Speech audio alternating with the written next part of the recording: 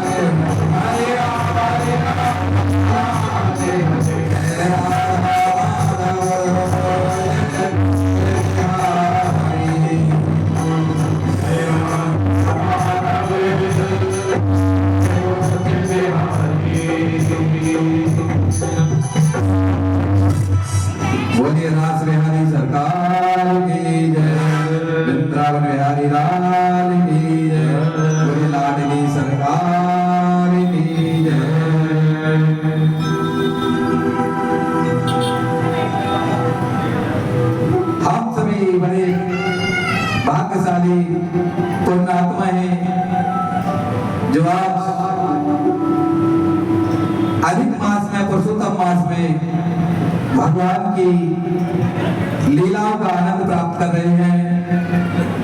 और श्रीमद् भागवत महापुराण की जो कथा है वो ऐसी नौका है जिसमें अगर प्राणी बैठ जाए तो भवसागर से पार हो जाता है। भगवान की कथा आनंदमयी है। सच्चिदानंद रूपाय विश्व उत्पत्ति आदि है तापत्र विनाशाय श्री कृष्णाय वयं नमः। ऐसे कृष्ण को हम बार बार नमन करते हैं, प्रणाम करते हैं कि हमारे हृदय में वास करें। तो आज श्रीमद् भागवत महापुराण की कथा तृतीय दिवस की कथा है और इस कथा में आज 6 अवतारों की कथा है भगवान के। आज वामन अवतार के समक्ष दर्शन आपको प्राप्त होंगे। आज वामन भगवान आपके सामने आएंगे और सब भगवान का दर्शन करेंगे। बोलिए वामन भगवान की जय। और इस आयोजन को चलाने वाले जो पुण्य आत्मा है वो सभी नवाबपुरा निवासी और सब क्षेत्रवासी, महारावाद वासी और दूर दूर से और भी भैया जी हैं जो चला रहे हैं। धर्ममूर्ति श्रीमान धर्म अवतार अमित शर्मा जी जो अपने तन मन धन से भगवान की लीला का सभी प्रभु प्रेमी भक्तों को आनंद रस बरसा रहे हैं। और इस मंदिर के अध्यक्ष जी विघ्नेश कुमार गुप्ता जी भी पूरी तरह से श्रीमद् भागवत महापुराण की कथा में सभी तन मन सहयोग से लगे हुए हैं सब। और जितने भी प्रभु प्रेमी भक्त हैं वो सब, और विष्णु बैंड पे हमारे जो संगीतमयी इस कथा को रसमयी बना रहे हैं वो राजीव जी हैं और आदित्य जी हैं और दीपक जी, इनका बहुत बहुत धन्यवाद, साधुवाद। और कथा में आए हुए हमारे बीच आज धर्ममूर्ति सुनील गोयल जी सापत्ती से पधारे हैं, उनका भी नंदन अभिनंदन। बिहारी जी का बहुत बहुत साधुवाद, धन्यवाद। सभी जितने भी और जो मूल पाठ पर भगवान की कथा का श्रवण पाठ करा रहे हैं और मूल पाठ कर रहे हैं वो पंडित जी राजेश शर्मा जी मुरादाबाद मानपुर से हैं। साथ में उनके अनिल वशिष्ठ जी ये भगवान की कथा का जाप कर रहे हैं और इनको भी बिहारी जी का बहुत बहुत नंदन अभिनंदन है। इन पर बिहारी जी की कृपा है। सभी महाज्ञान गंगा यज्ञ में भागवत महापुराण की कथा में जो आकर बैठे हैं माता बहन भाई बंधु सहित उन सबको राधे राधे, बोलो जय श्री राधे राधे राधे। तो कल द्वितीय दिवस में सभी भक्तों ने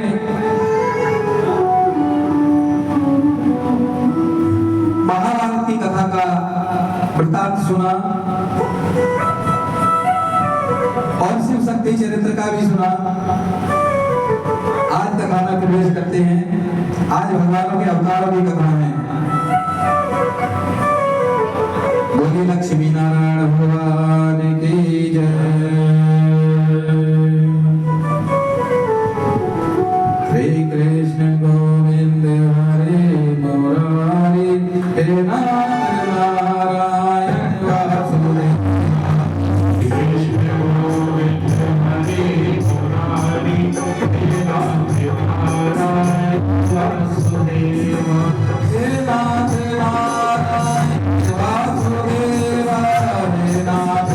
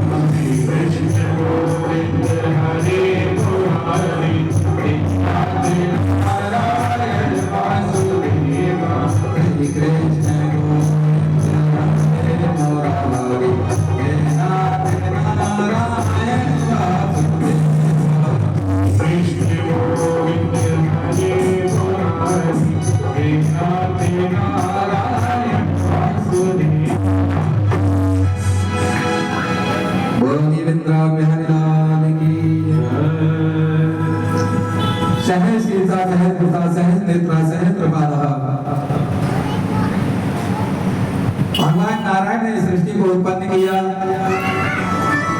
जो सत्य है, चित है, आनंद है, वही परमात्मा है,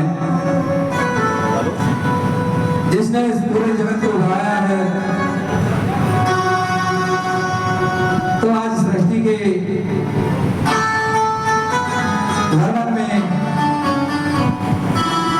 जो परम शक्ति परमात्मा है, जिसके हजारों कान, हजारों आंख, हजारों पैर हैं, वो जल में शयन करते हुए उनकी इच्छा थी कि मैं एक से अनेक हो जाऊं और पूरी प्रकृति आनंदमयी हो जाए, तो मुझे आनंद प्राप्त होगा। तो भगवान एक और भगवान के नाम है अनेक। भगवान कितने हैं भक्तों? भगवान कितने हैं? भगवान एक और भगवान के नाम हैं अनेक। इसी प्रकार देवता भी अनेक और देवों के देव महादेव। देवों के देव कौन है? महादेव। 33 कोटि देवताओं का वर्णन है, पर देवों के देव महादेव हैं, लेकिन भगवान एक हैं। तो यह सृष्टि के निर्माण में भगवान नारायण की आज्ञा हुई कि मैं एक से अनेक हो जाऊं। तो भगवान ने इस पूरी प्रकृति को चलाने के लिए, आनंदमयी करने के लिए अपनी 3 शक्तियों को उत्पन्न किया। भगवान के शरीर से 3 शक्ति उत्पन्न हुई। वो शक्ति कौन कौन सी?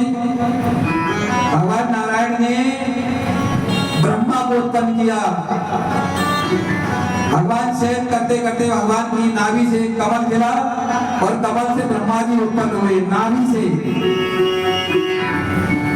फिर भगवान के आज्ञा चक्कर से शिव जी प्रकट हुए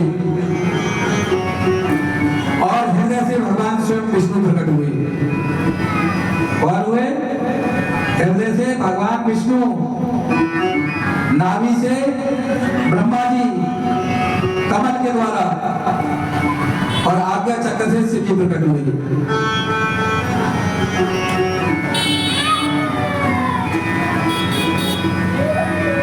तो ब्रह्मा जी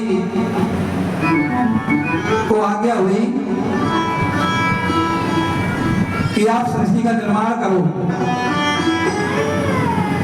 तेनो ब्रह्मा यदसे कवहे मोयरन्तु यते सूर्यः। ब्रह्मा के हृदय में बैठकर भगवान नारायण ने पूरी सृष्टि का निर्माण किया। तो ब्रह्मा के मुख से 4 वेद उत्पन्न हुए, 4 युग बने, 4 दिशाएं हुई। फिर ब्रह्मा के ब्रह्मा ने तप किया और तप के प्रभाव से 4 कुमार उत्पन्न हुए, सनत नंदन सनत कुमार। फिर ब्रह्मा जी ने तप किया तो सप्तऋषि उत्पन्न हुए। और फिर ब्रह्मा जी ने जब सृष्टि को बनाया, जलचर, थलचर और नभचर, तब भी वो परमात्मा प्रसन्न हुए। बोले ब्रह्मा आप कैसी सृष्टि का निर्माण कर रहे हैं, मैं प्रसन्न नहीं हूं। तब ब्रह्मा जी ने फिर से तप किया और तप करने के बाद ब्रह्मा के बाएं अंग से एक स्त्री प्रकट हुई और दाएं अंग से एक मनुष्य प्रकट हुआ। तब उन दोनों का नाम ब्रह्मा जी के द्वारा स्त्री का नाम हुआ सतरूपा और उस मनुष्य का नाम हुआ स्वयंभू मनु। तो पहले मनुष्य कौन से आए? मनु महाराज। कौन से आए? मनु महाराज। मनु महाराज के नाम से ही हम सब प्राणियों का नाम मनुष्य हो गया। क्या हो गया? मनुष्य हो गए। अब ब्रह्मा की आज्ञा अनुसार मनु शत्रुपा के समागम द्वारा मैथुन सृष्टि का निर्माण हुआ और मैथुन सृष्टि के द्वारा मनु महाराज और शत्रुपा को के यहाँ 5 संतानें हुई, 3 कन्याएं हुई और उनके 2 पुत्र हुए। 3 कन्याएं और 2 पुत्र हुए। तो कन्याएं कौन कौन सी थी? कन्याएं थी देवहूति और प्रसूति। कन्याओं के नाम पहली कन्या थी आकृति और दूसरी देवहूति और तीसरी प्रसूति। और जो पुत्र थे मनु महाराज के दोनों पुत्र, एक का नाम उत्तानपाद और एक का नाम प्रियव्रत, दो पुत्र थे। अब आकृति का विवाह रुचि प्रजापति के साथ हुआ। किसके साथ हुआ? रुचि प्रजापति के साथ। और देवहूति का विवाह कर्दम ऋषि के साथ हुआ। और प्रसूति का विवाह दक्ष प्रजापति के साथ हुआ, जिनकी एक कन्या सती भी है। अब देवहूति का जो विवाह हुआ कर्दम ऋषि के साथ हुआ। तो कर्दम ऋषि की 9 कन्याएं थी, 9 कन्याएं हुई। कन्याओं का नाम कला अनुसुईया, श्रद्धा, हरसुई और गीत प्रिया ज्योति अनुसुईया और गति, ये 9 कन्याएं हुई। और 9 कन्याओं में एक कन्या का जो यश था वो तीनों लोगों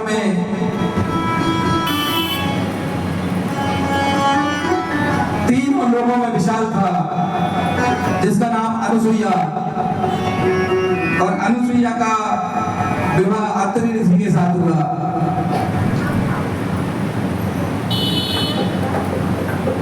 तो वो इतनी पतिव्रता थी अनुसुईया कि उसके समान कोई संसार में और स्त्रियां थी नहीं।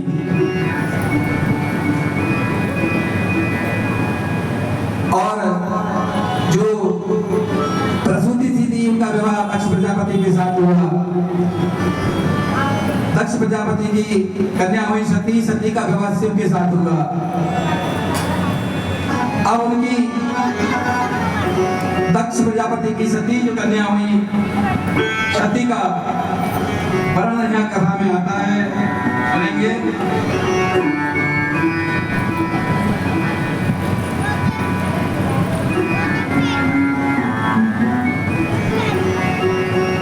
जैसे ही विवाह हुआ शिव जी के साथ सती का, वैसे ही वो कैलाश चले गए।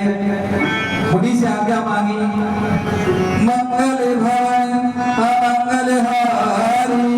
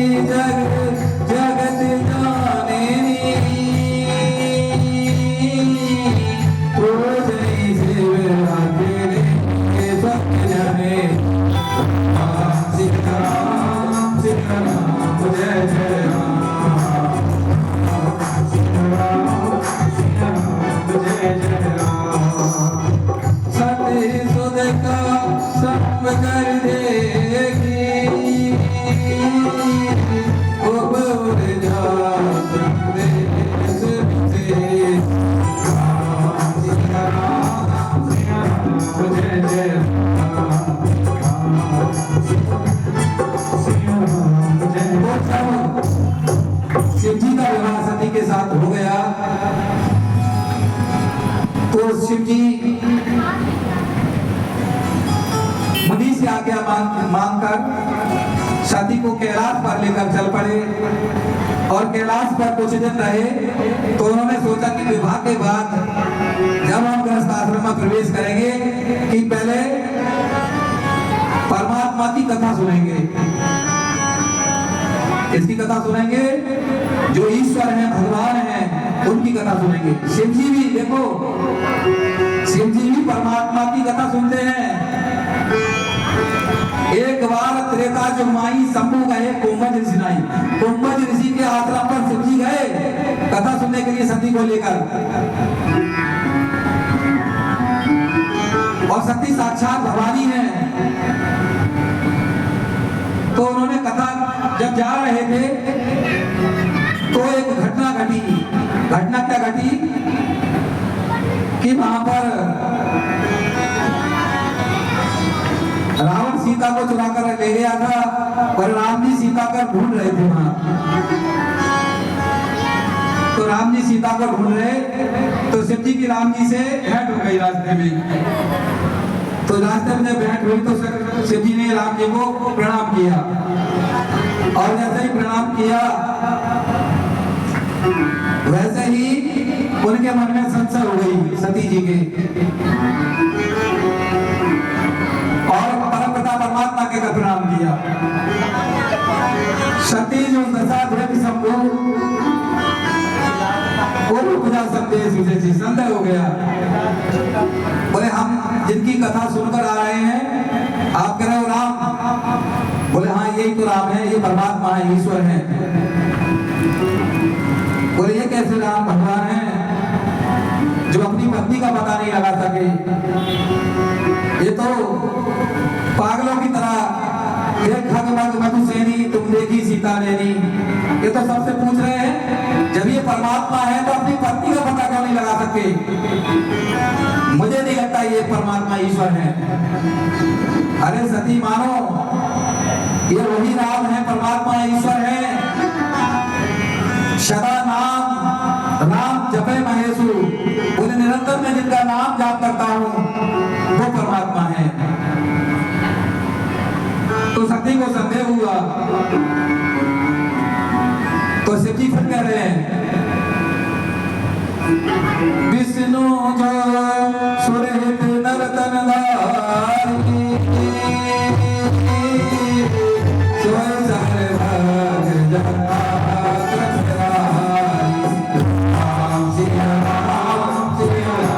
जय जय राम, जय जय राम। जगत मने मने अति सत्य हो, तो गिर ना जाए परीक्षा। राम सिया राम, सिया राम, जय जय राम, सिया राम, सिया राम, जय जय राम। तो भगवान कह रहे हैं शिव जी सती जी से कि जे विष्णु भगवान है साक्षात, अब ये पृथ्वी लोक पर मृत्यु लोक आए हैं, धर्म लीला कर रहे हैं। ये लीला कर रहे हैं, साक्षात विष्णु है, नरतनधारी है। अगर तुम्हें कुछ संदेह है तो जाकर परीक्षा ले लो।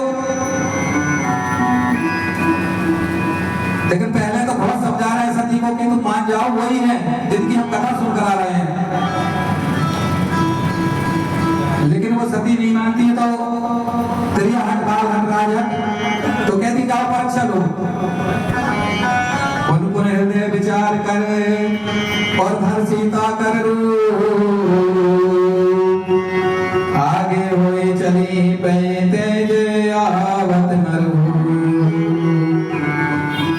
सती जी ने परीक्षा किस प्रकार ली? सती जी ने सीता जी का रूप धारण कर लिया और आगे आगे राम जी के चलने लगी। और जैसे ही आगे चली, लक्ष्मण जी ने देखा, अरे भैया भाभी भाभी जा रही है, भाभी जा रही है। अरे लक्ष्मण, ये तुम्हारी भाभी नहीं हो सकती। बोले भैया भाभी है। बोले नहीं लक्ष्मण, मेरी सीता तो आज तक मेरे आगे कभी चली नहीं, हमेशा पीछे रही है। और ये तो जगत जननी है जो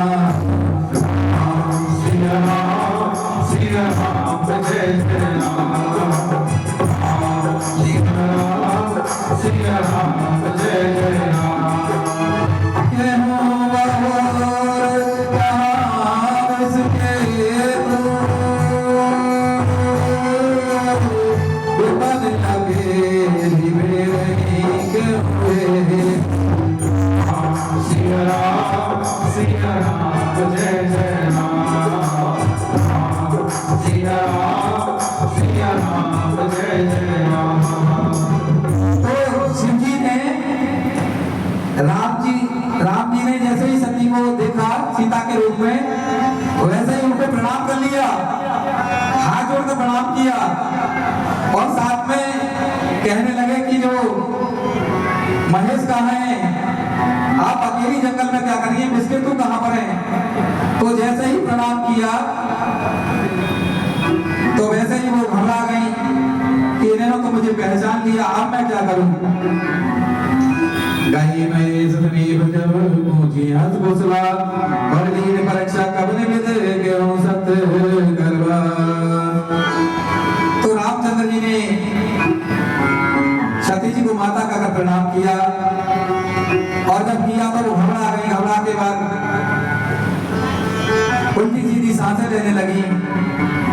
अब वो प्रणाम करके आगे निकल गए। राम जी, सती जी इतनी घबरा गई। घबराने के बाद जहां देखे वहीं सीताराम, जहां ही देखे सीताराम, जहां देखे वहीं सीताराम, सब जगह उनको सीताराम सीताराम की दिखाई देने लगे। कहा तो परीक्षा लेने गई थी और कहा उनको सब जगह सीताराम जब दिखाई दिए तो एक वृक्ष की छाया में बैठकर उन्होंने अपने धैर्य को धारण किया और धारण करने के बाद जब संतुष्टि हुई तब शिव जी के पास गई। तो शिव जी के पास जब पहुंची है तो भगवान शिव कहने लगे कि हाँ सती हो गई परीक्षा। हाँ महाराज हो गई परीक्षा। बोले क्या देखा तुमने? बोले जो आपने सोचा वही ठीक है, सब सत्य है। जैसे आपने प्रणाम किया उनको ऐसे ही प्रणाम करके मैं चली आई।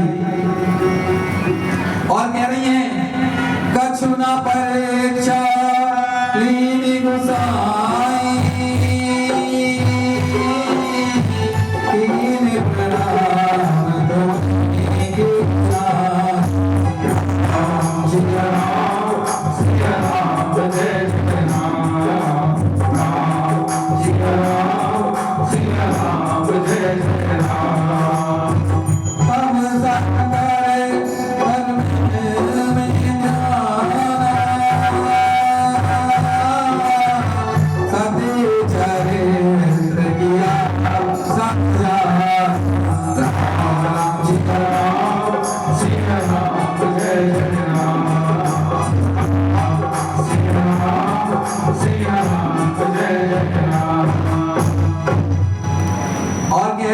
आपकी तरफ प्रणाम कर कर आई हूं मैं, बिल्कुल सत्य कोई परमात्मा है।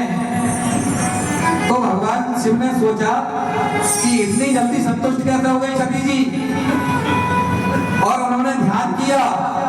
और जब ध्यान किया शंकर भगवान ने ध्यान क्या किया कि सती ने सीता का रूप रखकर परीक्षा लिए मेरे प्रभु की। तो सीता जी को वो माँ का रूप मानते थे। तो बोले तो आप तो ये मेरी माँ बन गई। तो उसी क्षण उन्होंने सती जी से शिव जी ने कुछ नहीं कहा और मन ही मन में सती जी का परित्याग कर दिया। जो पत्नी का रिश्ता था उसे त्याग कर दिया और आसन सती को अपने सामने डाला। बोले चलो भजन कर लो अब। और सती जी को भजन में लगाकर शिव जी ने समाधि में ध्यान मगन हो गए। कितने समय समाधि लगाई? बीते संवत सहत सतासी लीन समाधि हुआ बिना।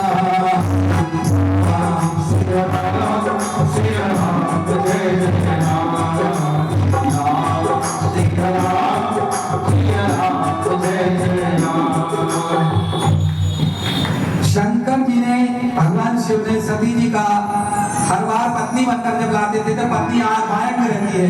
विवाह होकर जब कोई पत्नी बनकर आती है स्त्री तो उसका स्थान बायन होता है। बायन आसन डालकर शिव अपने पास सती जी को रखते थे। लेकिन जिस दिन से सती ने राम की परीक्षा ली और सीता जी का रूप रखकर परीक्षा ली, उसी समय भगवान शिव ने उनका पत्नी रूप से परित्याग कर दिया, मन से किया, कहा कुछ नहीं।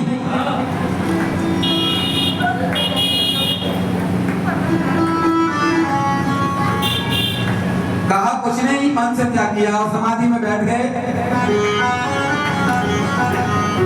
87,000 वर्ष बीत गए और पार्वती जी उनकी प्रतीक्षा कर रही हैं। फिर क्या हुआ? एक घटना घटी। लिए मुन बोल सब बतै लगे कर जग वरने मत सागर सकल सुर जे पावन दुर्वन सियावर राम जय जय राम। एक बार दक्ष प्रजापति ने एक सभा का आयोजन किया और उस आयोजन में सभी देवताओं को बुलाया।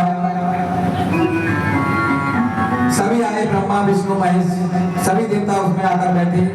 तो दक्ष प्रजापति कुछ देर से पहुंचे और देर से पहुंचने के बाद दक्ष प्रजापति को देखकर सभी देवता खड़े हो गए, लेकिन तीन व्यक्ति खड़े नहीं हुए, ब्रह्मा जी, विष्णु जी और शिव जी। तो दक्ष प्रजापति क्रोधित हो गए, बोले ब्रह्मा जी मेरे पिता हैं, ये खड़े नहीं हुए कोई बात नहीं, लेकिन विष्णु जी मेरे आराध्य हैं कोई बात नहीं, पर ये शिव तो मेरा दामाद था, पर ये खड़ा क्यों नहीं हुआ। और दक्ष प्रजापति को मन ही मन में क्रोध उत्पन्न हो गया और क्रोध के कारण शिव जी को अपशब्द बोलने लगे। तो धूर्त है, शमशान वासी है, तुझे जरा सा भी ज्ञान नहीं है, किसी का शर्म कोई लिहाज नहीं है, कोई बड़ा है कोई छोटा है। इतना शिव के साथ व्यवहार दक्ष प्रजापति ने किया, लेकिन शिव जी भी वे करुणा के अवतार हैं, सब सहते रहे, सहन करते रहे।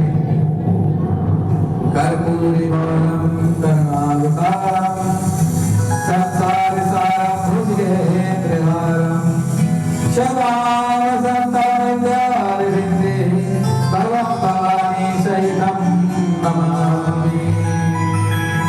बोलिए शंकर भगवान की जय। करुणा के अवतार है, इतनी करुणा भरी हुई है, शांत सरल स्वभाव के हैं भोलेनाथ, इसलिए भगवान को भोलेनाथ कहा गया है कि इतना बुरा भरा कहने पर भी शिव ने एक शब्द भी अपने ससुर जी को नहीं दिया, नहीं बोले, बिल्कुल सब सहते रहे। लेकिन जो उनके घर थे नंदी, नंदी से सहन नहीं हुआ और नंदी ने दक्ष प्रजापति को श्राप दिया, तुम इतना बकबक करते हो ना, ब्राह्मण होकर, अरे ब्राह्मण को इतना क्रोध नहीं आना चाहिए, आप कैसे ब्राह्मण हो, जाओ तुम जितना बकबक कर रहे हो लेकिन तुम्हारा पकड़ेगा ही मुंह लगेगा।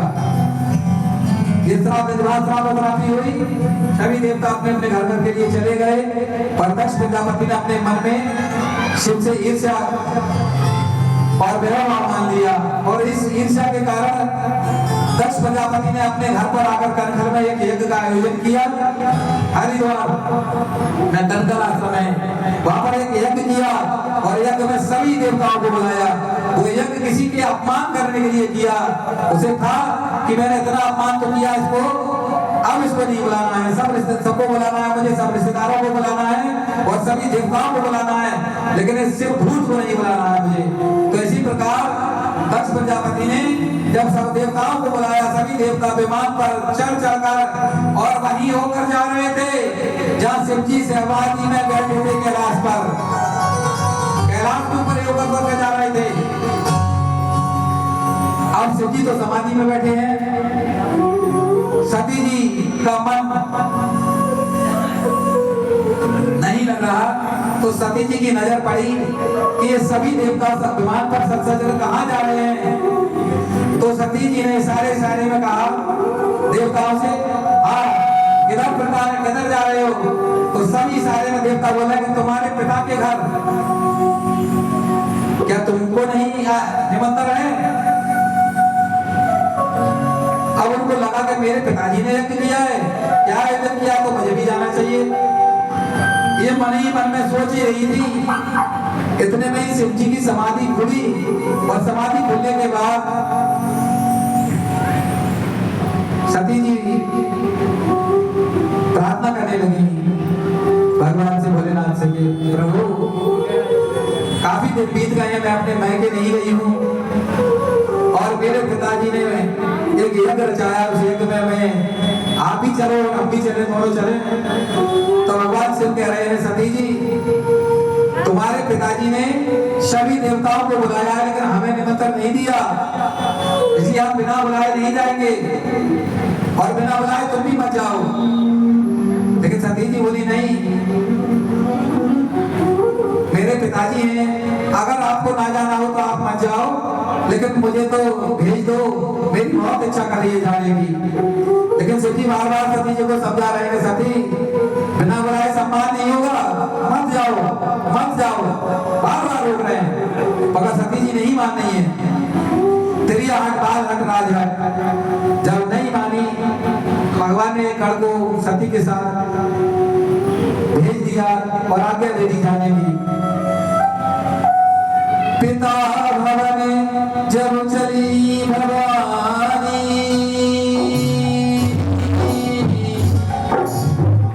राक्ष गजने बोले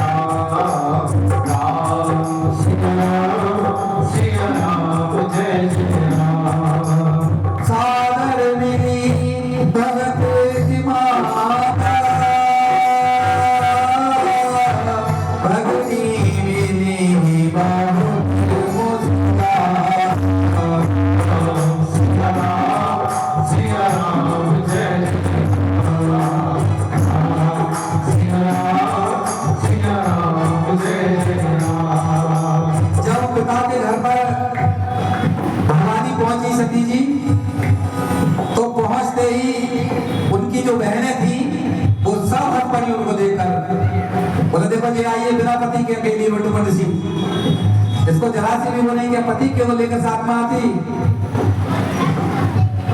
तो सती जी जैसे ही उदास हुई, माता ने उनको गले से लगा लिया और गले से लगाकर रोने लगी। दक्ष न पूछी कुछ कुछ लाता, सती विलोक करे सब लाता।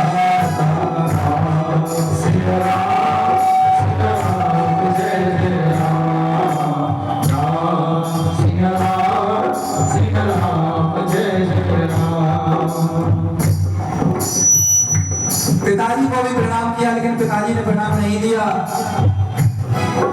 प्रणाम करके यज्ञशाला के पास गई सती जी। उन्होंने यज्ञशाला को देखा तो वहां सभी देवता विराजमान हैं,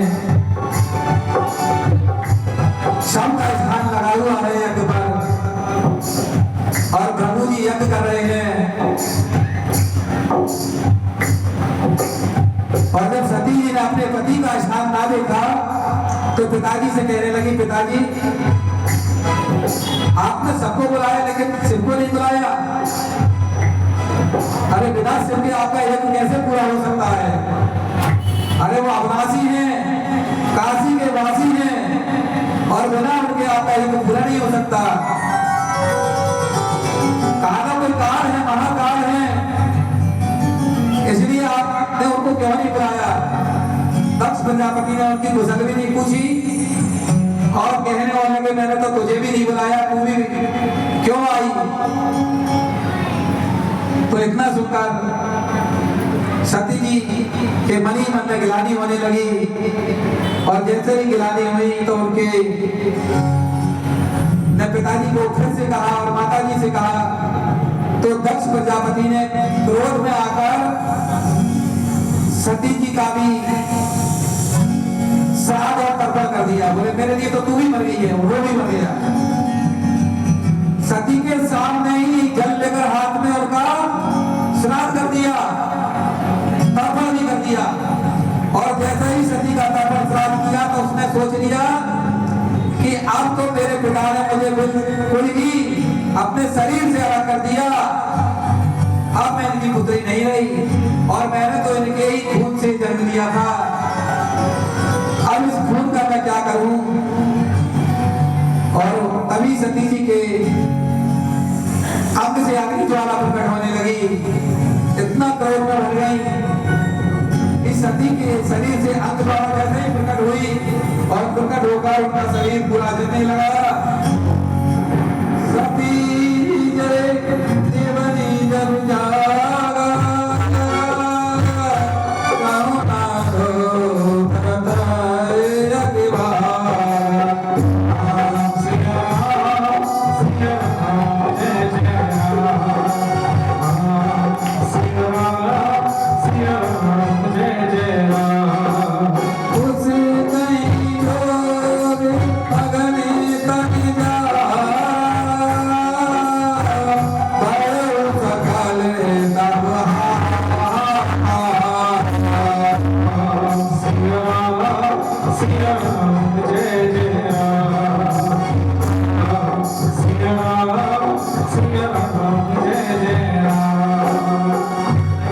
जब सती का शरीर योगिनी में जलने लगा तो हाहाकार मच गया।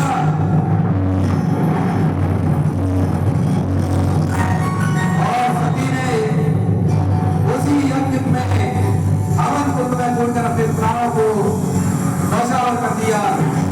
और इतना देखकर सभी देवता घबरा गए और देवता घबराने के बाद जो शिव जी ने गण को भेजा था उस गण ने अपना विराट रूप रखकर दक्ष प्रजापति के जितने भी देवता वहां आए थे सबको तारा देना शुरू कर दिया और समाचार शिव जी को भेज दिया।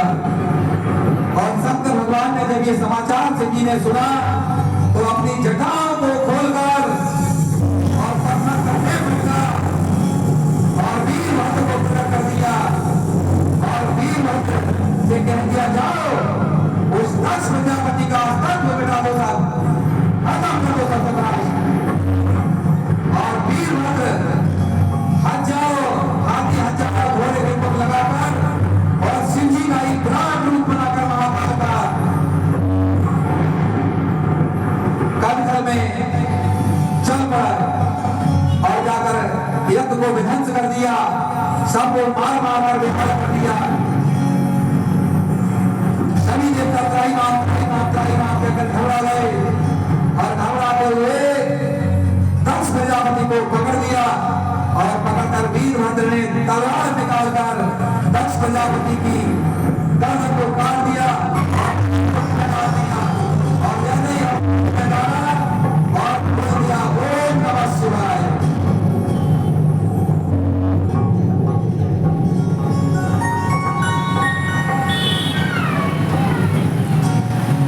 सभी घबराए। तब शिव जी ने वहां प्रदान किया और ब्रह्मा जी के कहने पर समझाया सती के लिए।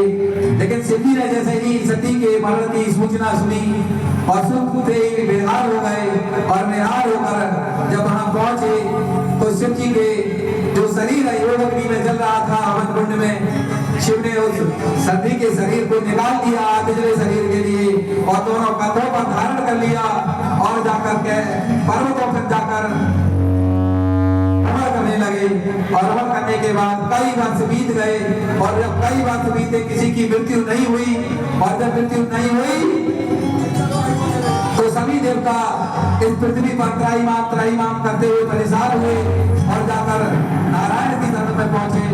नारायण की शरण में पहुंचने के बाद भगवान विष्णु ने अपने सुदर्शन चक्र को आदेश किया और आदेश करने के बाद सती के 52 टुकड़े किए शरीर के और भगवान माता सती 52 रूप में प्रकट हुई, 52 शक्तिपीठ हुए और विष्णु भगवान ने उस यज्ञ को ब्रह्मा जी के द्वारा एक बकरे का मुख लगाकर दक्ष प्रजापति के और उस यज्ञ को संपन्न कराया। और जब बकरे का मुख दक्ष प्रजापति का लग गया तो बकरे के मुख से आवाज आने लगी। वह आवाज आ रही थी, देखिए हमारे बीच में मनोज गुप्ता जी महानगर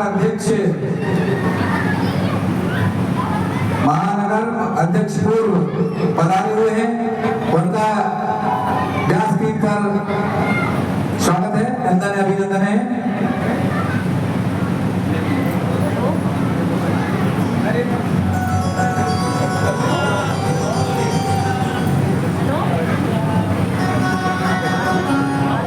मनोज गुप्ता जी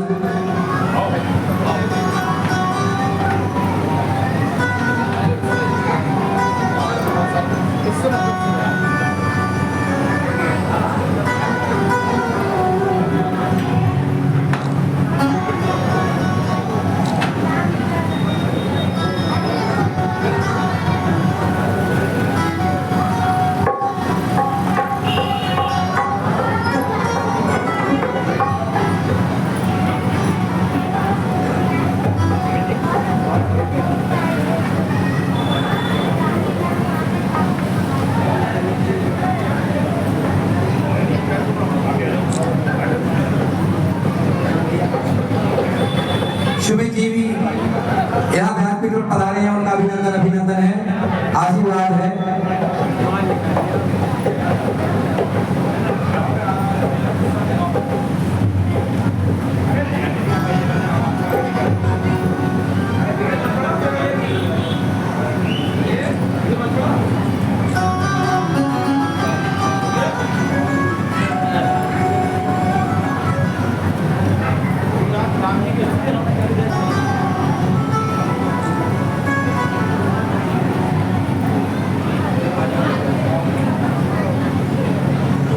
नरेंद्र सुमन जी भी व्यासपीठ पर पधारे हैं, उनका अभिनंदन।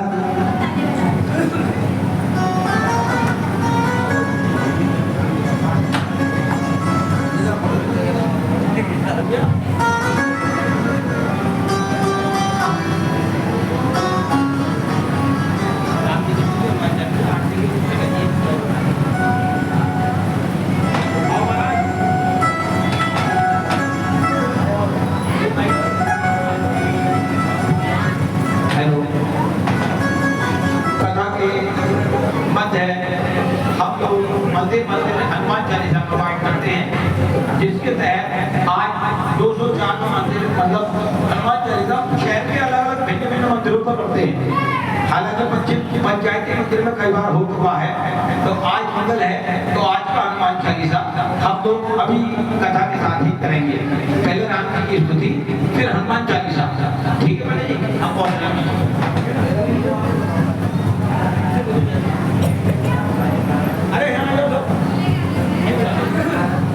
सभी लोग हॉल पाए जाएंगे। हनुमान चालीसा वाले व्यक्ति जितने भी हैं, विशाल जी, भैया जी, हनुमान चालीसा वाले सभी युवा, सुमन जी आपके यहाँ विक्की, मोहित जी आ जाओ जल्दी से। अनुराग जी इतने भाई से हनुमान चालीसा करा दी जाएगी। आइए भाई ना, हो क्या क्या माना तो कहीं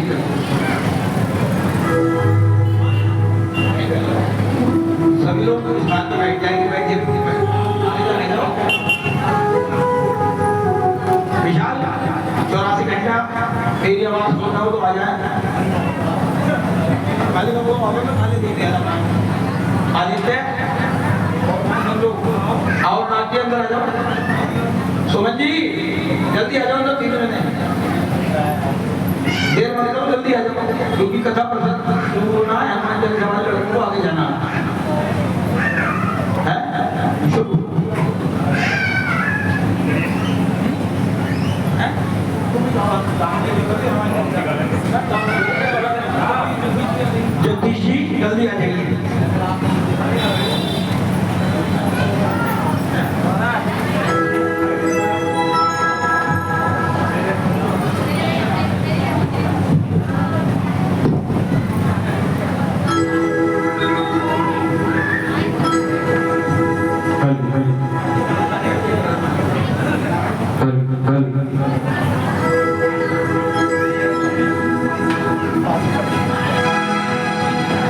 बोलिए रामचंद्र भगवान की जय हो।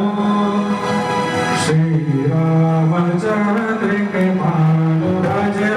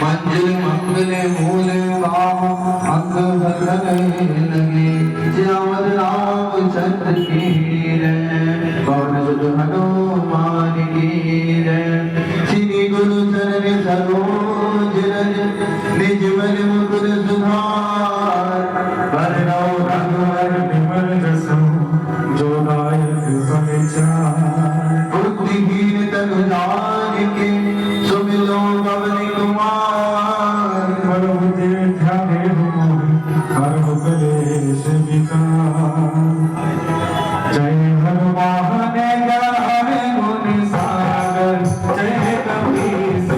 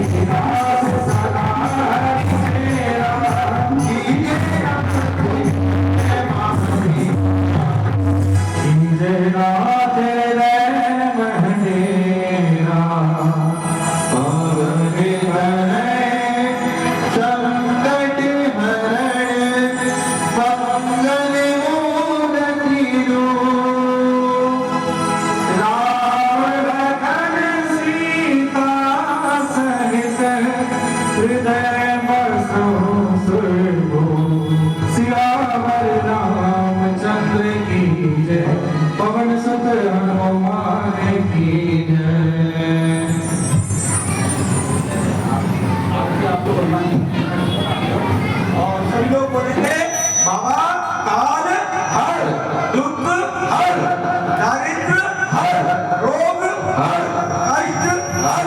ओम नमः पार्वती पते हर शंभो। बोलिए शंकर भगवान की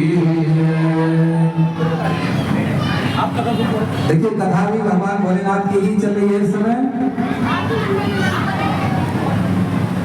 तो सभी अपने अपने स्थान पर बैठ जाए। प्रिय भक्तों ध्यान से सुनो। जब शिव जी को पता लगा सती वियोग में आकर सती के अर्ध जले शरीर को निकालकर दोनों कंधे पर रखकर शिव जी पहाड़ों पर चले गए और जाने के बाद कई वर्षों तक सती विरह में विलाप करते रहे। कई वर्षों तक किसी की मृत्यु नहीं हुई। इस पृथ्वी पर पैर रखने की जगह नहीं हुई। क्यों नहीं हुई? क्यों नहीं हुई? इतनी संसार इतनी दुनिया बढ़ गई कि कोई नहीं मर रहा उस समय।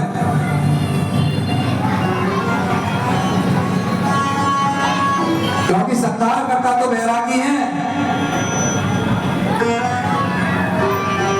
जब जगह नहीं मिली तो सभी देवता त्राही माम करते हुए ब्रह्मा जी की शरण में गए। ब्रह्मा जी शब्द लेकर नारायण की शरण में पहुंचे और नारायण की शरण में जाकर कहने लगे प्रभु। ब्रह्मा जी बोले मैं अपना कार्य को जारी रख रहा हूं, संचालन कर रहा हूं प्रकृति का। मेरा तो नियम चल ही चल रहा है और नारायण का भी चल रहा है, पर जो संहार करता है वो बैरागी है। अब किसी की मृत्यु नहीं हो रही। इस पृथ्वी पर जगह नहीं है पैर रखने की। कुछ आप ही ऐसा करें जो इस सिस्टम को आगे बढ़ाएं प्रभु। आप इस प्रकृति को आगे चलाएं। इस दुनिया को बनाना और बना के फिर चलाना और चला के फिर मिटाना।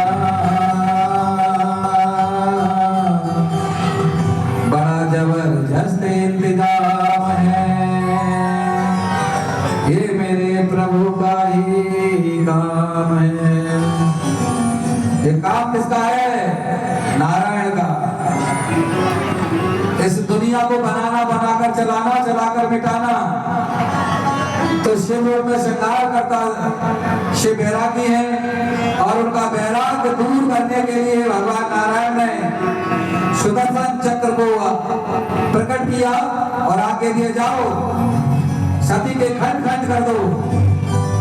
और सुदर्शन चक्र वहीं पहुंच गए जहां शिव जी सती को लेकर घूम रहे थे, और सती के 51 टुकड़े किए, और फिर एक टुकड़ा हो गया 52 शक्तिपीठ हुए, जहां सती की आंखें गिरी मां नैना देवी के नाम से, और जहां मन गिरा मां मनसा देवी के नाम से, और जहां बाल गिरे सती के वहां चंडी देवी के नाम से, अनेक 51 शक्तिपीठ मां के हुए। बोलो जगदम्बा माता की जय।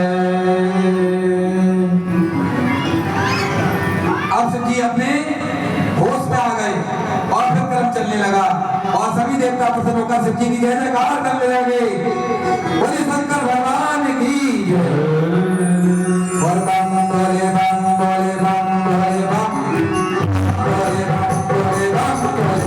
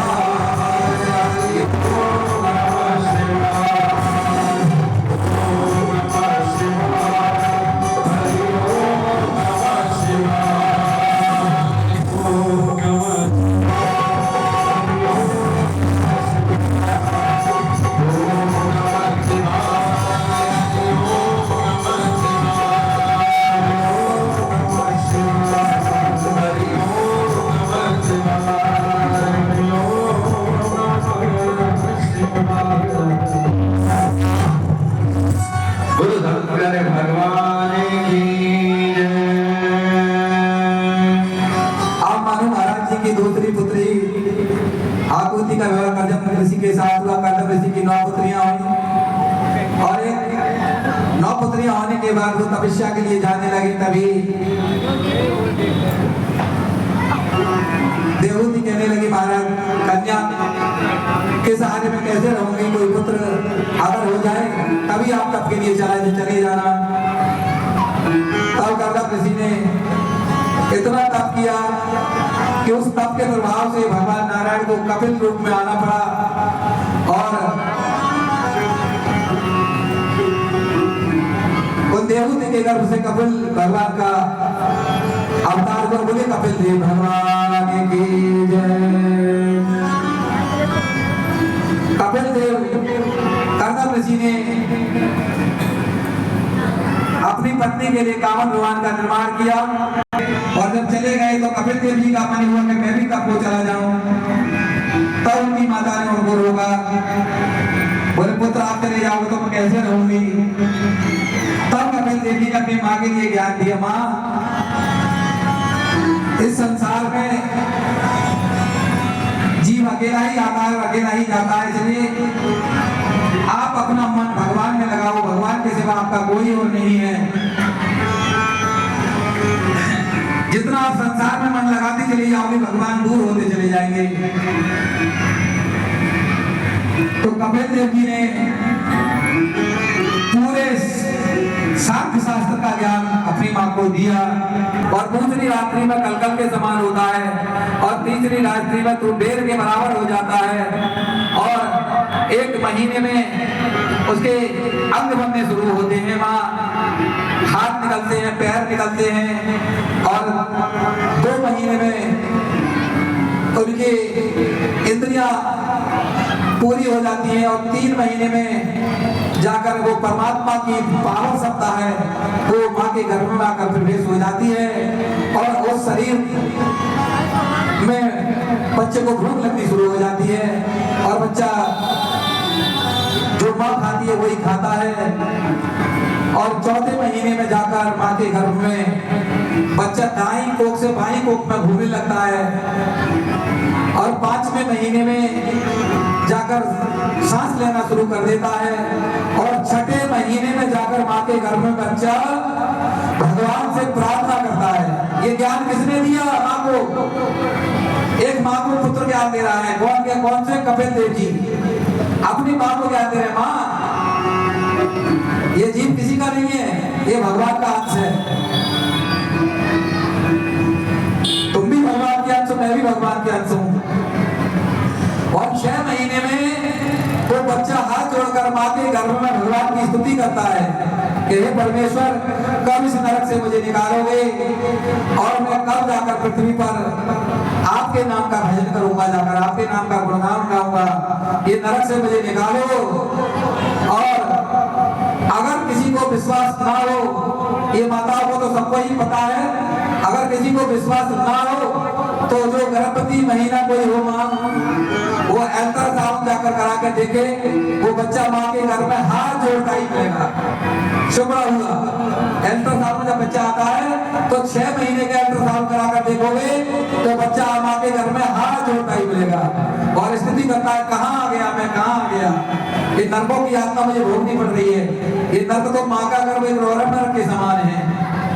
ये परमेश्वर अब ऐसा कोई कर्म नहीं करूंगा मैं जो मुझे किसी माँ के गर्भ में जाना पड़े। तब भगवान उसकी पुकार को सुनते हैं और पुकार को सुनने के बाद 7 महीने से बच्चा इस पृथ्वी पर आना शुरू हो जाता है। कुछ बच्चे 7 माह से पैदा होते हैं, कुछ 8 माह से पैदा होते हैं, कुछ 9 महीने में पैदा होते हैं।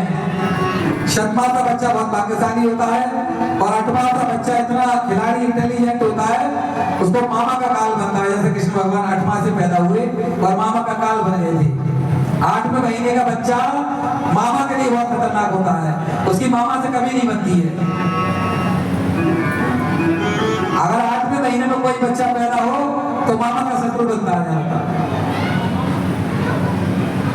तो कपिल देव जी ने अपनी माँ को ज्ञान दिया, माँ तो भगवान पे शरण लगाओ, भगवान का भजन करो, भगवान ही तुम्हारे दुखों को दूर करेंगे और तुम्हारी आत्मा परमात्मा को ही जाकर प्राप्त होगी, नए संसार में भटकती रहेगी। पुण्य जन्म पुण्य मनगम भज गोविंदम मूढ़ मते। और ज्यादा संसार से रिश्ता बनाओगे तो ये संसार क्या है, समुद्र के समान है जो देखने में तो बहुत अच्छा लगता है, पर इसे आप छूने की और पीने की कोशिश करोगे संसार के जल को, समुद्र के जल के लिए समुद्र में जाकर देखो तो बहुत अच्छा लगता है, लेकिन समुद्र के जल को हम जब पीना शुरू करते हैं तो पीने में बिल्कुल स्वादिष्ट नहीं है। कैसा लगता है? खारा है, नमकीन है, वो जल नमकीन है। तो इसलिए मन भगवान में लगाओ। और कपिल देव जी की बात मानकर कपिल देव जी ने जब भी शास्त्र, एक 6 शास्त्र आते हैं और 6 शास्त्रों में आत्मा ज्ञान का जो शास्त्र है वो सांख्य शास्त्र है, और सांख्य शास्त्र का ज्ञान अपनी माँ को दिया और माँ ने भगवान में मन लगाया और राधा कृष्ण की भक्ति करने लगी और संसार से मन को हटा लिया और माँ ने ही अपना मन लगाया। और माँ को मन लगाकर वो भी कपिल देव तप करने के लिए चले गए और माँ को कह दिया कि माँ तुम भी भक्ति करो। तो आज भी कहते हैं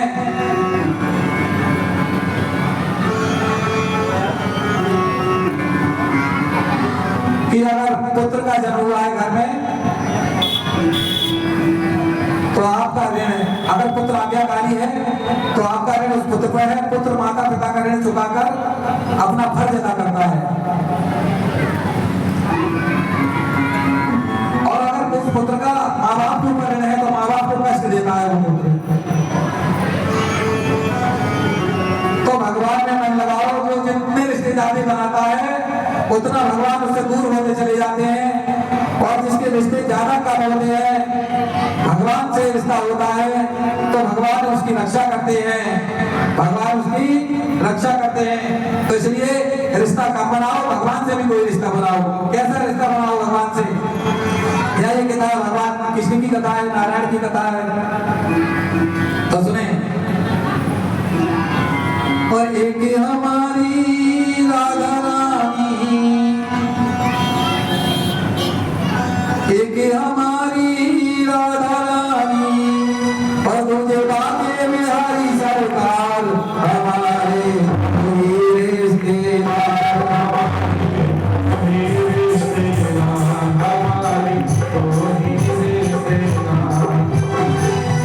एक हमारी राधा रानी, एक हमारी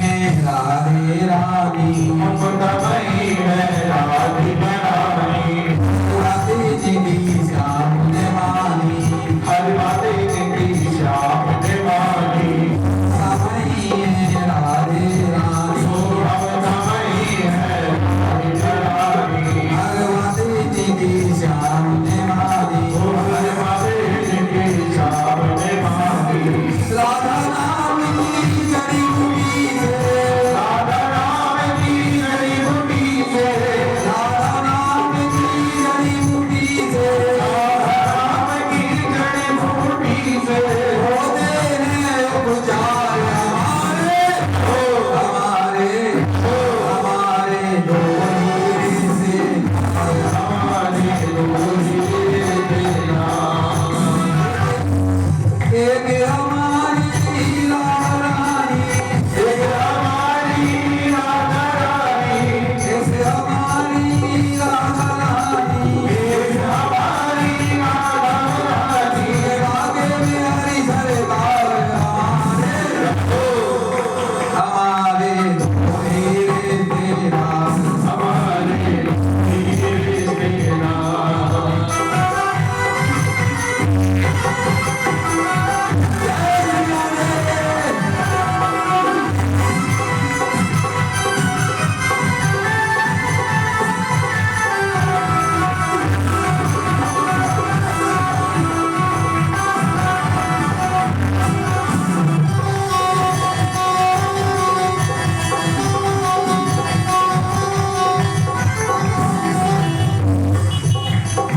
और भजन की आखिरी लाइन बड़ी सुंदर है, प्रिय भक्तों ध्यान से सुनना। अगर आपके रिश्तेदार भाग्य बिहारी हैं, कोई संबंध है, तो आपकी चिंता दूर हो जाएगी। ना कोई चिंता ना कोई टेंशन, ना कोई चिंता, ना कोई टेंशन, ना कोई चिंता ना कोई टेंशन, ना कोई चिंता, ना कोई टेंशन, राधा नाम की मुझ में मेंशन, वही मुझ में मेंशन, राधा नाम की मुझ में मेंशन, वही मुझ में मेंशन। और हरी सभा में कह सकते हैं, हरि सभा में रखते हैं, हरी सभा में कह सकते हैं, हरि सभा में रखते हैं। आई लव यू सरकार हमारे। अगर आई लव यू बोलना है तो भगवान को बोलो, नहीं संसार तो बहुत धोखेबाज है, पल पल पे धोखा है। अगर कोई सच्चा रिश्ता है तो भगवान से बनाओ, वो हरी सभा में कह सकते हैं, हरि सभा में रखते हैं, हरी सभा में कह सकते हैं, हरि सभा में कह सकते हैं। आई लव यू सरकार हमारे, हमारे हमारे हमारे डोली देना, एक हमारी राधा रानी, एक हमारी राधा रानी, एक हमारी राधा रानी, एक हमारी राधा रानी, आगे में हरी सरकार हमारे हीरे तेरा,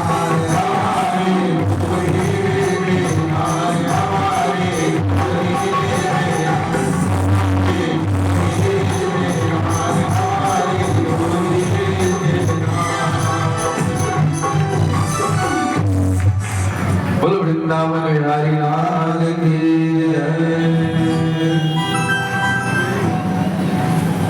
अब देखिए श्रीमद् भागवत महापुराण की कथा, जो मनु महाराज के पुत्र हैं उत्तानपाद, उत्तानपाद की दो पत्नियां हैं सुनीति और सुचि। तो एक का नाम सुनीति है और दूसरी का नाम है सुचि। जब सुनीति को कोई संतान नहीं हो रही थी तो सुनीति ने राजा से कहकर कहा कि आप दूसरा विवाह कर लो जिससे कि वंश आगे बढ़ जाए। और सुनीति ने अपनी बहन सुरुचि का विवाह अपने पति से ही करा दिया।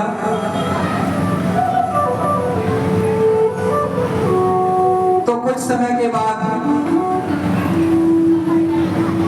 सुरुचि गर्भवती हुई और कुछ दिन के बाद सुनीति भी गर्भवती हुई। तो दोनों को एक संतान हुई।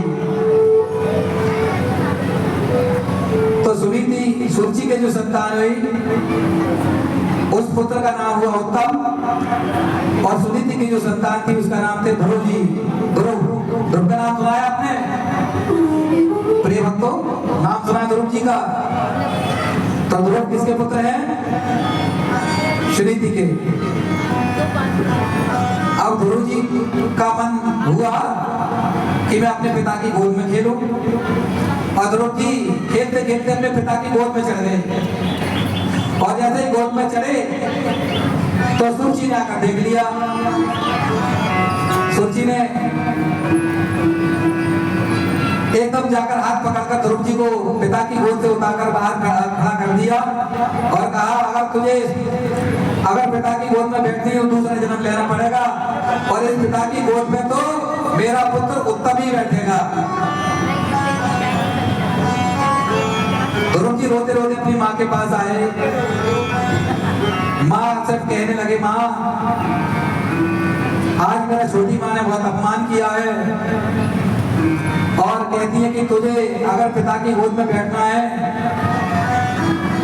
तो अगला जन्म लेना पड़ेगा।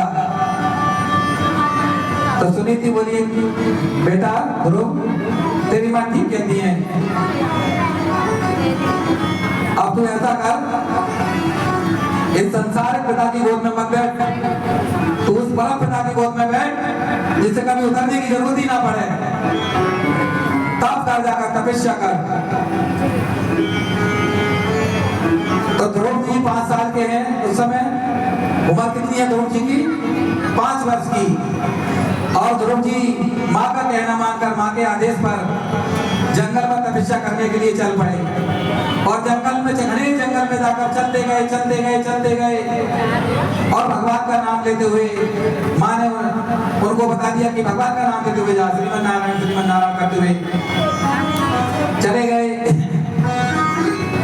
जब भगवान नारायण का नाम लिया तो नारायण ने देखा कि मेरा कोई प्रिय भक्त तप करने के लिए आया है और भगवान ने स्वयं नारद जी को भेज दिया और नारद जी जाओ कि मेरे भक्त के लिए भक्ति का मार्ग बताओ कुछ। और नारद जी ध्रुव के लिए भक्ति का ज्ञान देने के लिए मार्ग में चले आ रहे हैं। नारायण नारायण नाम करते हुए नारद जी जैसे आए, बोलो श्रीमन नारायण नारायण नारायण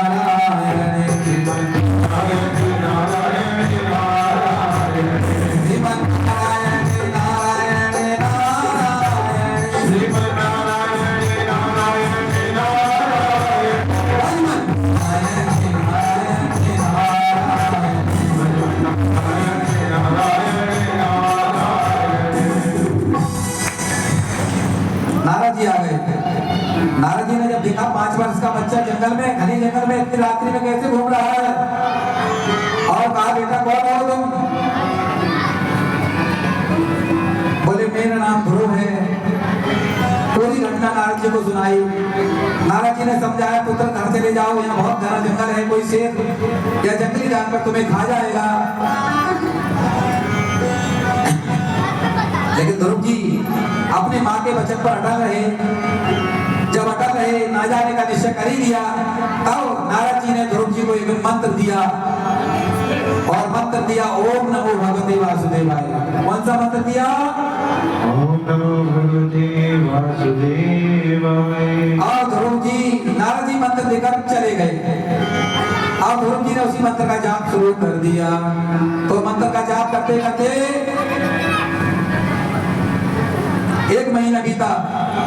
तो ध्रुव जी ने खाना छोड़ दिया 1 महीने में, फिर जल भी छोड़ दिया, हवा खाकर रहे, फिर जल पी कर रहे, जल भी छोड़ दिया, फिर पत्ते खाकर रहे दूसरे महीने में।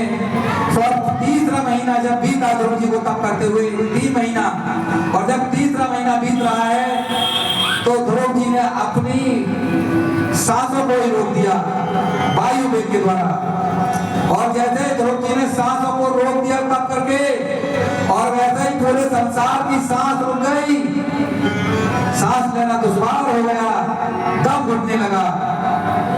सभी मनुष्य पशु पक्षी त्राहिमाम करते हुए जाकर ब्रह्मा जी की शरण में पहुंचे। सभी देवता बोले ये हो कह रहा है, पूरा दम कैसे घुट रहा है, क्यों सांस बंद हो रही है। और ब्रह्मा जी की कुछ समझ में जब नहीं आया तो ब्रह्मा जी सबको लेकर नारायण की शरण में पहुंचे। बोले प्रभु क्या हो रहा है, ये पूरी पृथ्वी हिल रही है और सांस लेना भारी हो रहा है। भगवान बोले ब्रह्मा जी मेरा भक्त ध्रुव तपस्या कर रहा है, उसने प्राण वायु से इस वायु को रोक दिया है। और जब वायु आनी बंद हो जाती है, हम जो वायु हमारे अंदर आती है उसी को सांस कहते हैं। और हवा अंदर आनी बंद हो जाए और अंदर से बाहर निकलनी बंद हो जाए तो क्या कहते हैं, दम घुट जाता है। और दम घुट जाता है तो कुछ नहीं बचता, इसलिए सबका दम घुटने लगा। भगवान बोले ब्रह्मा जी मेरा भक्त तप कर रहा है, उसने प्राण वायु को रोक दिया है। तो प्रभु उस भक्त को बुला लो, अपने भक्त के लिए अपनी शरण में बुलाओ और पूरे संसार के लिए इस संकट से बचाओ। भगवान बोले ऐसे भक्त को हम बुलाते नहीं हैं, हम स्वयं जाकर उनको दर्शन देते हैं। अगर कोई मन भक्ति से भक्ति करे तो भगवान दौड़े चले जाते हैं। और भगवान नारायण अपने भक्त को दर्शन देने के लिए स्वयं आए और भक्त से कहा ध्रुव जी आंखें खोलो, तुम्हारे सामने भगवान प्रकट हैं। ध्रुव जी ने आंखों को खोला और देखा तो भगवान शंख चक्र गदा युक्त लेकर ध्रुव जी के सामने प्रकट हैं। बोले मांगो जो मांगना चाहते हो। तो ध्रुव जी ने परमात्मा भगवान की भक्ति मांगी और जो कभी नष्ट ना होने वाला राज मांगा और अटल राज मांगा। ऐसा राज मांगा कि अटल राज। ध्रुव जी ने भगवान से मुक्ति नहीं मांगी, ना वैकुंठ मांगा, ना कोई स्वर्ग मांगा। क्या मांगा ध्रुव जी ने? भगवान की अटल राज। बोले क्या देना चाहते हो तो अटल राज, क्योंकि उस राजा ने, जो राजा था मेरे पिताजी, उसने मुझे गोद में बैठाने से मना कर दिया था। अब मुझे ऐसा राज दो जो कभी नष्ट ना हो और मैं उस राज पर राज करूं। तो भगवान ने ध्रुव जी को अटल राज दिया। अटल राज दी के लिए तथास्तु कहकर भगवान चले गए। और ये जब बात पता उनके पिता को लगी कि ध्रुव जी को अटल राज प्राप्त हुआ है भगवान का, तो उनके पिता उत्तानपाद सेना को लेकर, सभी को लेकर और सुनीति सूची सब जाकर उसकी पुत्र की आगवानी करने के लिए, स्वागत करने के लिए आरती का थाल सजाकर गए हैं। और सब ध्रुव जी की आरती उतार रहे हैं और ध्रुव को गले से लगा रहे हैं। तो ध्रुव जी को उनके पिता ने राज सिंहासन दे दिया और ध्रुव जी कई वर्षों तक राजा बने रहे और राजा रहे। और फिर एक दिन ऐसा हुआ कि यक्षों ने ध्रुव जी के जो भाई थे उत्तम, उन पर आक्रमण कर दिया। तो युद्ध में उत्तम को मारे गए और मारने की वजह से ध्रुव जी को क्रोध आ गया। और क्रोध आने के बाद ध्रुव जी ने उन यक्षों से कई वर्षों तक युद्ध किया, उनको युद्ध में परास्त कर दिया। तब उनके पिता जो थे राजा बनी, वहां पर आए पौत्र, कहने लगे इस युद्ध को रुको, तुम भगवान के भक्त हो और तुम्हें युद्ध करना शोभा नहीं देता। ध्रुव जी ने युद्ध को रोक दिया और रोकने के बाद भक्ति करके अटल सिंहासन राज को अपनी मां के साथ लेकर चले गए। बोलिए ध्रुव जी महाराज की जय। इसी प्रकार आपने इन ध्रुव चरित्रों को सुना तो भगवान के अवतारों का वर्णन हुआ। तो भगवान ने जो अवतार लिए उन अवतारों का वर्णन आप सुनेंगे। फिर भगवान ने हे कृष्ण गोविंद हरे मुरारी हे नाथ नारायण वासुदेवा।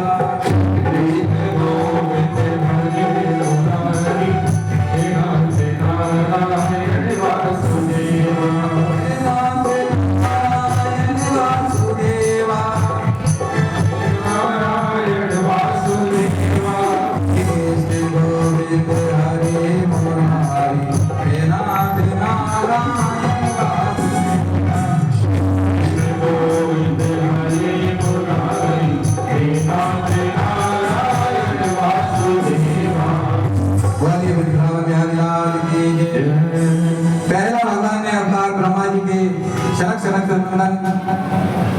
अवतार लिया और ये भक्ति ज्ञान का प्रचार करने के लिए दूसरा भगवान का अवतार 12 हुआ। पृथ्वी को जमीन में समुद्र में घसीट कर ले गए। भगवान ने 12 अवतार लेकर पृथ्वी को मुक्त किया और हिरण्याक्ष का वध कर दिया 12 अवतार के। बोले 12 भगवान की जय। दूसरा भगवान का अवतार नारद हुआ। भक्ति मार्ग का ज्ञान देने के लिए, भक्ति का प्रचार करने के लिए नारद जी के अवतार में भगवान प्रकट हुए। तीसरा अवतार भगवान का नर नारायण के नाम से प्रकट हुआ, जो गंध और ग्रह की पीड़ा को दूर करने के लिए हुआ और तपस्या और धर्म की तपस्या के लिए हुआ। तीसरा अवतार भगवान का जो 5वां अवतार कपिलदेव का हुआ, शास्त्र माता को ज्ञान देकर हुए। और चौथा अवतार भगवान, छठा अवतार भगवान का दत्तात्रेय का हुआ और 7वां अवतार यज्ञ नारायण का हुआ और 8वां अवतार ऋषभदेव जी का हुआ और 9वां अवतार पृथु जी का हुआ और 10वां अवतार मत्स्य अवतार। वेदों की रक्षा करने के लिए भगवान ने मत्स्य अवतार दिया। फिर एक पूर्व अवतार हुआ समुद्र में सहायता के लिए और फिर धन्वंतरी अवतार आयुर्वेद यजुर्वेद सब वेदों को बचाने के लिए एक भगवान का अवतार मोहिनी अवतार हुआ, जो मोहिनी अवतार माता के लिए हुआ, माताओं के लिए। किसके लिए हुआ? माताओं के लिए।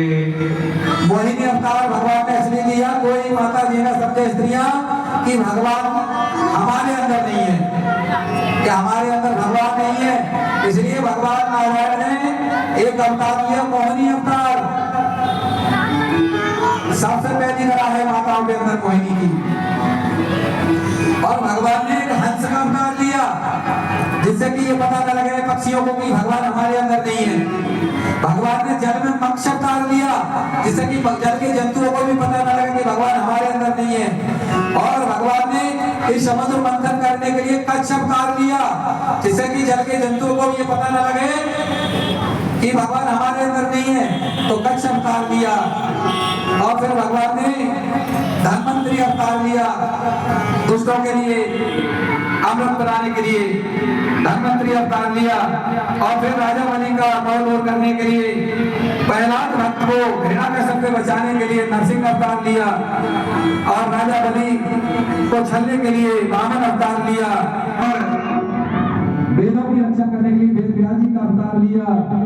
और 18वां अवतार राम का हुआ और 19वां अवतार बलराम का और 20वां अवतार कृष्ण अवतार के रूप में और 21वां अवतार बुद्ध अवतार का हुआ और 22वां अवतार कल्कि के रूप में, 23वां अवतार कल्कि भगवान के नाम से 24वां अवतार हुआ।